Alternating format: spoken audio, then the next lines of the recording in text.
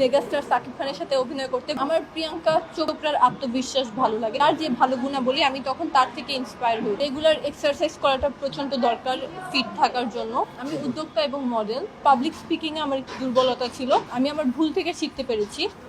আমি অত্যন্ত বেশি এক্সাইটেড, কারণ আমি আমার প্রিয় বাংলাদেশকে ইন্টারন্যাশনালি রিপ্রেজেন্ট করতে পারছি।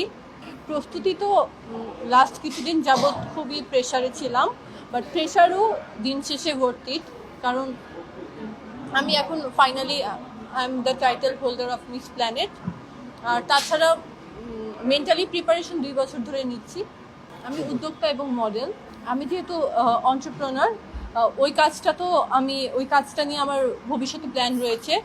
আমি এই কাজটাকে আরও বড় পরিসরে বিশ্ব মঞ্চে প্রেজেন্ট করব বাংলাদেশ হিসেবে। চ্যালেঞ্জিংয়ের জায়গা থেকে যদি বলতে যাই, আমি যখন প্রথম এসেছি তখন আমি আমার ভুল থেকে শিখতে পেরেছি।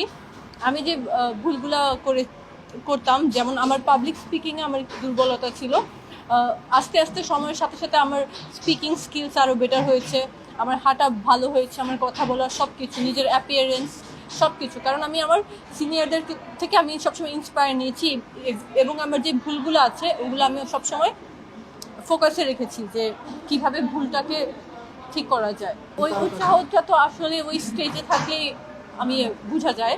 ওটা যতক্ষণ না আমি স্টেজে না থাকি ওই উৎসাহটা বলে বোঝানো সম্ভব না।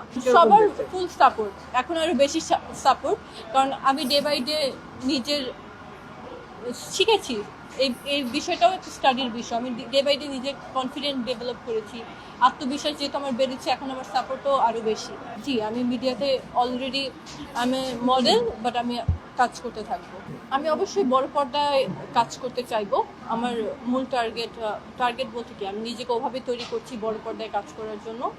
তাছাড়া আমি র্যাম্পও করেছি, নাটকের কাজের অফার অবশ্যই পেয়েছি, কিন্তু আমার এখনো নাটকের কাজ করা হয়নি।